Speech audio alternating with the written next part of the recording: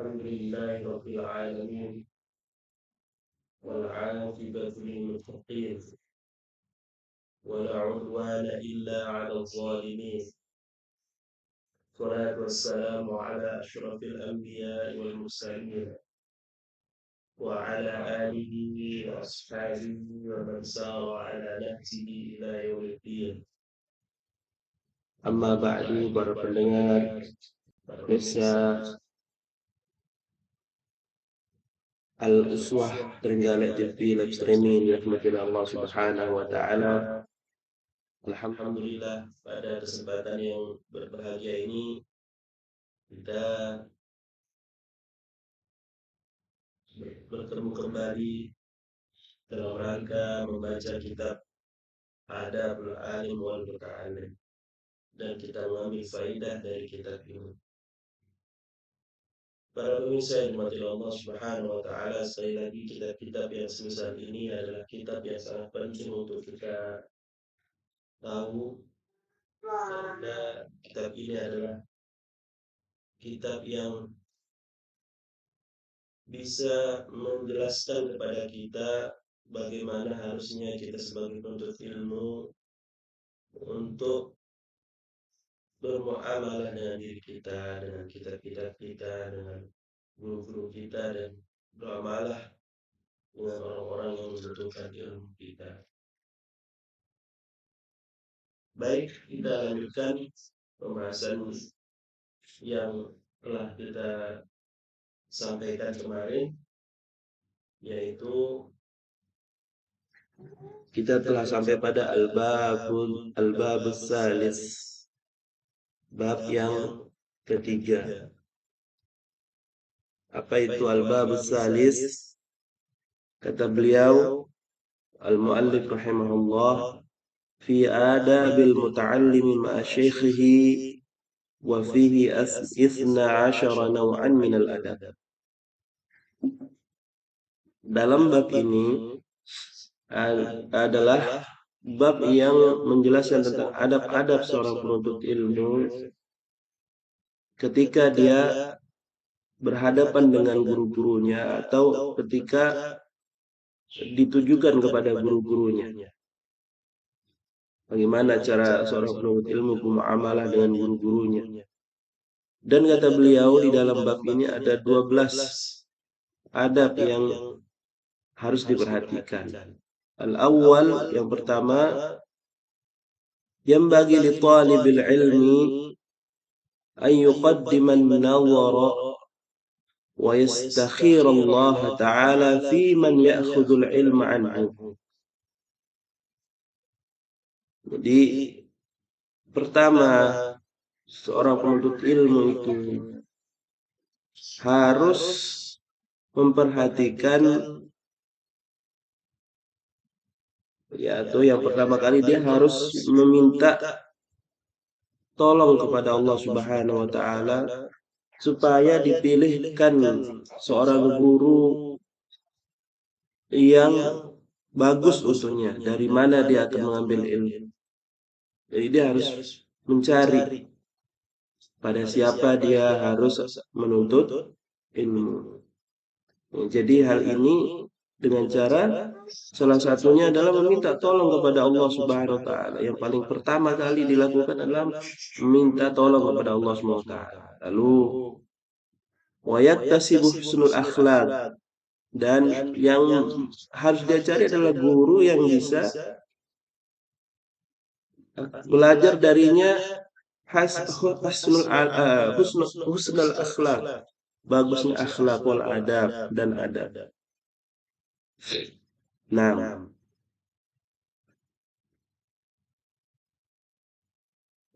waliyakun, supaya an amkana mimman sabatat ahliyatuhu, kalau memungkinkan dia bisa bertemu dengan guru-guru yang akhlaknya memang sudah benar-benar hebat dan keahliannya juga benar-benar bagus. Kata Imam Az-Zabidi dalam kitabnya Alfiyatus Sanad, bikulli bimatnin jami'in lirajihi ta'khudhuhu ala mufidin nasihi. Dengan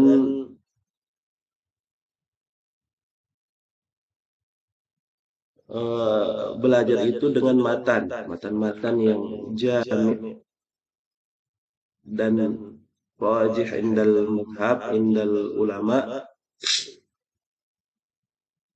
lalu dipelajari ala mufidin nasihi. Mufid dia memberikan faedah, memberikan ilmu, wa nasihi dan dia bisa memperbaiki. Jadi guru itu minimalnya ada dua kata Imam Az-Zabidi, yaitu pertama bisa memberikan manfaat, yang kedua bisa memperbaiki daripada seorang murid. Nah, jadi hendaknya yang dicari adalah sabatat ahliyatuh wa tahaqqaqat syaqqatuh wa zaharat muru'atuh wa ishtaharat siyanatuh. Jadi guru yang dicari itu adalah guru yang memang benar-benar dia ahli, lalu benar-benar dia juga penyayang pada murid-muridnya, dan juga yang kelihatan menjaga akhlaknya, muruahnya, dan juga yang memang terkenal karena dia juga selalu menjaga diri dari hal-hal yang tidak baik. Dan selayaknya seorang guru yang dicari itu adalah kana ahsana ta'liman wa ajwada tafhiman. Yang dicari adalah yang paling bagus cara mengajarnya dan juga cara memahamkannya kepada murid. Jadi guru itu yang dicari adalah yang bagus cara dia menerangkan, bagus cara dia mengajar. Kadang ada guru atau ada orang yang mungkin dia itu memang berilmu, tapi cara mengajarnya belum tepat. Ada orang yang dia cara mengajarnya bagus dan ilmunya ya masih jauh. Nah, ini juga kurang tepat. Yang benar itu adalah ilmunya bagus dan bagaimana cara mengajar yang tepat. Mengajarnya bagus, tepat juga. Namun kalau seandainya kita disuruh cari guru yang bagaimana yang harus kita cari di antara dua orang misalkan dua guru, yang pertama guru ini ilmunya bagus tapi tidak bisa cara mengajar. Guru yang kedua misalkan dia ilmunya memang tidak terlalu tinggi dengan dibandingkan orang yang pertama, tapi cara mengajarnya bagus, cara mengajarnya luar biasa. Dan tidak ada guru selain dua orang ini. Maka kalau seandainya kita disuruh pilih, yang lebih kita pilih wallahu alam adalah orang yang paling bisa bagaimana cara mengajarkan ilmu, yaitu orang yang kedua dari dua orang yang tadi saya sebutkan. Ini kalau memang benar ada misalkan dua orang di satu daerah, di suatu tempat, yang pertama ilmunya bagus tapi cara mengajarnya kurang bagus. Orang yang kedua memang tidak lebih bagus ilmunya dari orang yang pertama, tapi cara mengajarnya luar biasa bagus. Dan tidak ada orang lagi dari yang dua ini. Nah, maka yang kita pilih adalah orang yang kedua, karena orang kedua ini bisa lebih kita ambil faidah darinya.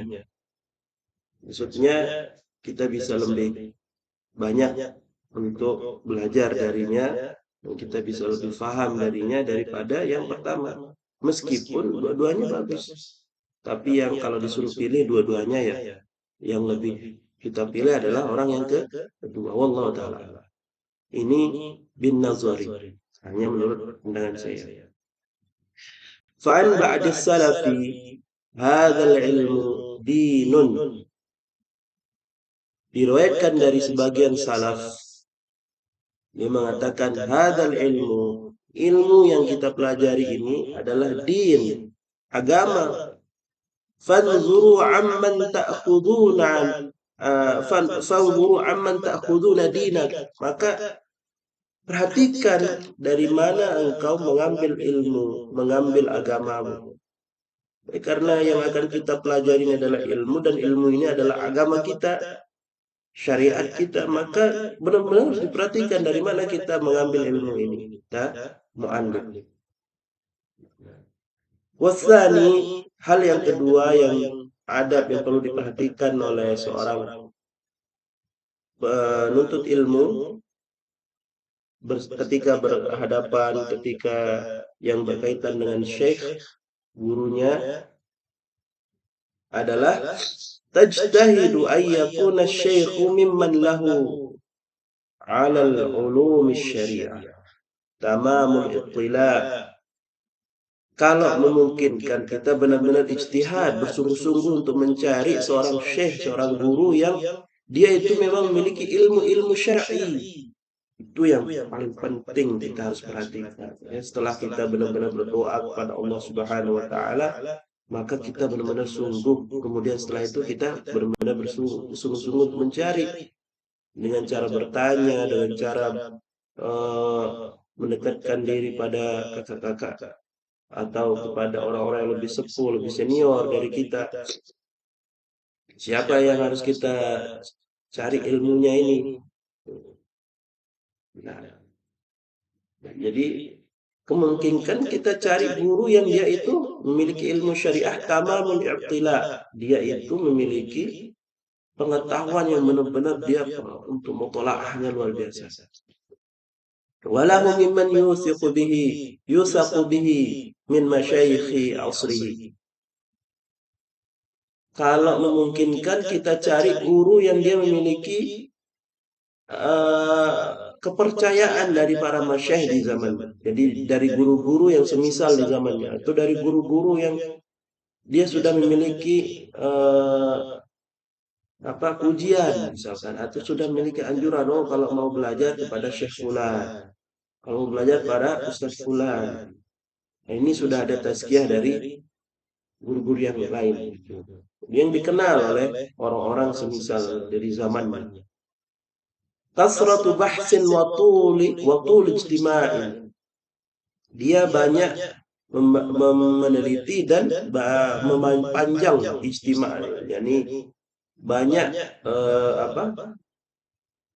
sering berkumpul dengan ahli ilmu dan berdiskusi dalam masalah-masalah ini. La mimman akhadha al-ilma an butunil awrad. Jadi jangan pernah mengambil ilmu dari orang-orang yang hanya baca kitab, baca buku. Jangan ambil ilmu itu hanya dari orang-orang yang baca buku terus, nggak pernah berguru. Dia cuma otodidak dan nggak ada tidak ada persaksian guru yang lain dari untuknya gitu. Jangan seperti itu. Walam yu'rab bi suhbatil masyayikh al-hadzaq. Dan dia tidak dikenal dari orang ini pertemanannya dengan masyayikh yang memang terpercaya. Qala Imam Syafi'i radhiyallahu anhu. Berkata Imam Syafi'i radhiyallahu anhu,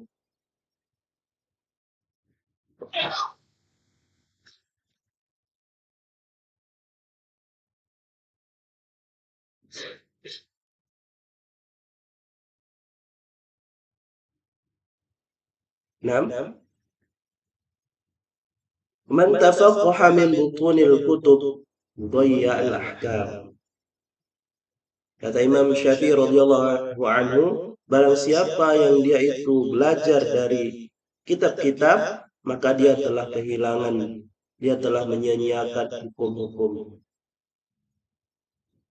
Banyak hukum-hukum yang dia tidak tahu dari kitab, yang seandainya dia belajar dengan guru, dia akan tahu karena akan diberikan.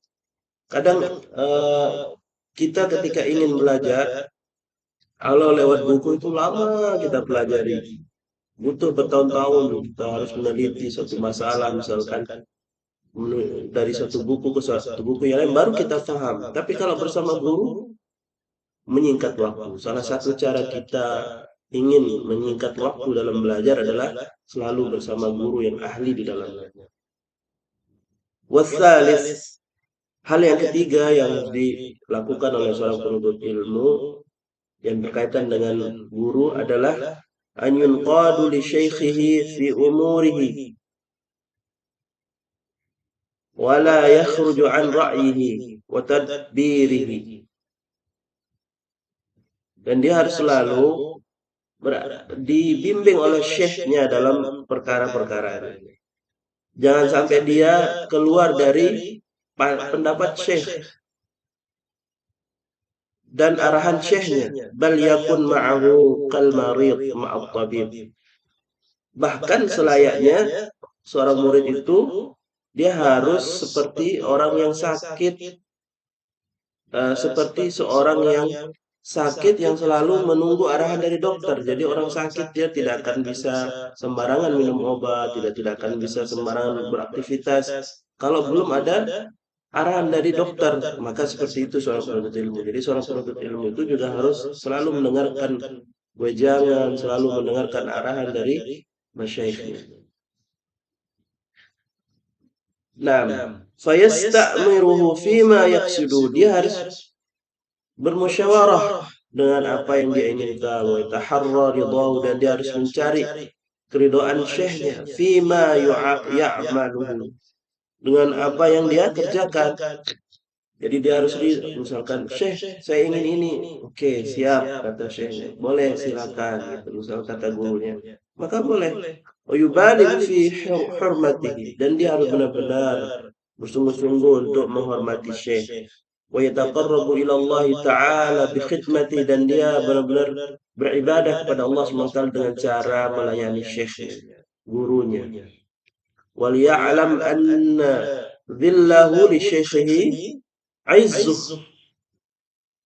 Dia harus mengetahui bahwa sesungguhnya ketika dia merendahkan dirinya di hadapan guru, maka dia sebenarnya adalah kemuliaan. Jadi ketika seseorang itu merendahkan dirinya di hadapan gurunya, sebenarnya itu adalah mulia. Wa khudu'ahu lahu fakhru. Dia tunduk kepada syekhnya itu, gurunya itu merupakan kebanggaan. Wa tawadhu'uhu lahu rafa'atuhu. Itu rafa'atuhu. Jadi tawaduknya dia di hadapan gurunya itu adalah sebenarnya dia derajatnya ditinggikan. Jadi ketika bertemu syekh dia harus benar-benar merendahkan dirinya sebagai bentuk dia ibadah kepada Allah Subhanahu wa taala, karena Allah Subhanahu wa taala yang memerintahkan, Allah dan Rasulnya yang mengajarkan bagaimana cara menuntut ilmu. Lihat para sahabat ketika bertemu dengan Nabi Sallallahu Alaihi Wasallam, Allah Subhanahu wa taala mengajarkan mereka, la tarfa'u aswatakum bi sautin nabi. Janganlah wahai para sahabat, wahai orang-orang yang beriman, kalian meninggikan suara kalian di hadapan para nabi. Lihat bagaimana para sahabat diajarkan oleh Allah SWT beradab di hadapan Rasulullah SAW sebagai guru. Subhanallah. Dan ini kita diwariskan ilmu seperti ini ke generasi setiap generasi, diwariskan hal ini.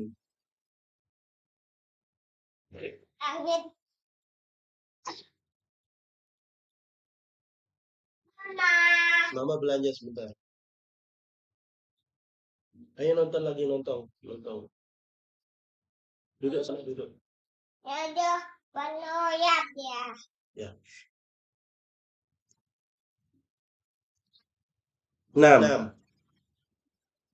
warabi, hal yang keempat, an yanzura ilaihi bi'ainil ijlal wa ta'zim. Dan hal yang keempat yang harus dilakukan seorang penuntut ilmu di hadapan gurunya adalah dia melihat gurunya dengan pandangan ta'zim, pandangan kemuliaan. Jadi melihat gurunya itu mulia, wa ya'taqidu fihi darajatul kamal, dan dia harus yakin bahwasanya gurunya itu adalah sudah mencapai sempurna. Jadi supaya apa? Tidak meremehkan guru. Fa inna dzalika aqrabu ila naf'ihi, karena itu lebih dekat supaya mudah mengambil manfaat dari dia. Jadi kalau kita melihat guru itu adalah guru yang memang dia sudah berilmu, cocok untuk diambil ilmunya, maka dan kita ridho, kita memandang guru itu dalam penuh ta'zim, maka kita akan mudah mengambil ilmu darinya. Bahkan sebagian uh, salaf mereka berdoa, Allah mastur uyubi syaikhihi. Ya Allah, tutuplah aib-aib syekh guruku. Supaya apa? Supaya tentunya dengan kita banyak dengan kita memandang syekh ridho, ta'zim, maka itu akan memudahkan ilmu yang diajarkan itu masuk ke dalam hati kita. Qala Abu Yusuf, berkata Abu Yusuf, sami'tu as-salafa yaqulun, aku mendengarkan para salaf yaqulun mengatakan, man la ya'taqidu jalalata ustadhihi la yuslih.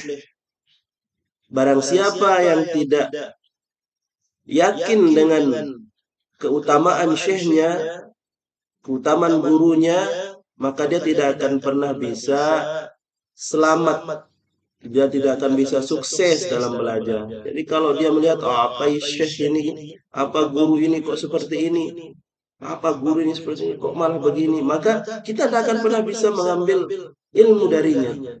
Tidak akan pernah bisa sukses belajar dari guru. Kalau kita memiliki keyakinan-keyakinan yang jelek kepada guru. Fala yukhatab syekhahu bita'il khitab wa kafi. Jangan sampai dia ketika berbicara dengan syekhnya dengan kamu atau milikmu. Jangan sampai seperti itu. Dalam bahasa Arab ini ta'ul khitab ini anta, sya'nuka misalkan. Ini ya lebih cocok kita menggunakan misalkan Anda atau Ustadz, milik Ustadz, bukan langsung mengatakan milikmu tapi milik Ustadz misalkan. Naam Ustadz misalkan. Atau kalau orang Jawa misalkan panjenengan dan seterusnya. Dalam memanggil guru harus dengan panggilan yang benar-benar kita agungkan guru tersebut. Wala yunadi bismihi, jangan sampai kita memanggil guru dengan namanya langsung. Bal yaqul ya sayyidi, kalau memungkinkan kita panggil guru tersebut ridho, kita panggil ya sayyidi, wahai tuanku. Au ya ustadi, wahai ustadku. Wala yadhkuru aidan fi dhibatihi bismihi. Jangan sampai dia memanggil syekhnya ketika syekhnya tidak ada dengan namanya. Kalau misalkan syekhnya nggak ada, terus dia sembarangan memanggil syekhnya dengan nama aslinya misalkan. Illa maqrunan bima yash'ur bi ta'zimi, kecuali dengan sesuatu yang nama tersebut ada kaitannya dengan penghormatan. Qaulihi qala Syekh al-Ustad Muhammad misalkan. Ada perkataan Syekh, dia adalah Syekh al-Ustad Muhammad misalkan. Jadi jangan langsung bilang Muhammad yang mengajari kita itu misalkan nama gurunya Muhammad, jangan langsung bilang Muhammad, tapi yang mengajarkan adalah Syekh al-Ustad al-Fadil Muhammad. Au qala syekhuna, atau mengatakan syekhuna Muhammad misalkan, guru kami Muhammad misalkan. Jadi jangan langsung sebut Muhammad au nahwi dzalik, atau yang semisalnya. Subhanallah. Para ulama sudah mengajarkan kita dari dulu tentang masalah-masalah adab seperti ini. Wal khamisu, yang kelima yang harus dilakukan oleh seorang penuntut ilmu kepada gurunya adalah ayya'rifa lahu haqqahu. Dia harus tahu hak dari syekhnya. Wala yunsalahu fadluh, tidak boleh dia melupakan keutamaan dari gurunya atau syekhnya. Wa yad'u lahu muddata hayatihi wa ba'da mamatihi, dan dia hendaknya berdoa kebaikan selama dia hidup atau selama syekhnya hidup dan bahkan setelah syekhnya meninggal.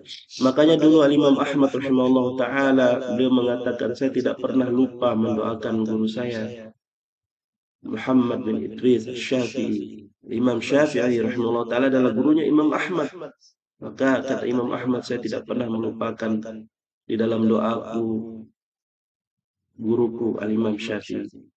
Wa yura'a dzurriyyatahu wa aqaribahu, dan dia harus juga benar-benar perhatian kepada keturunan dari syekhnya, gurunya, dan kerabat-kerabat gurunya.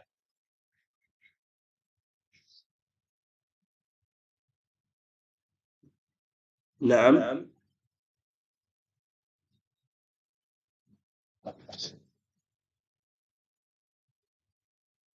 Wa yata'ahadu ziyaratu qabrih, kalau memungkinkan dia membiasakan untuk ziarah ke kubur syekhnya untuk mendoakan.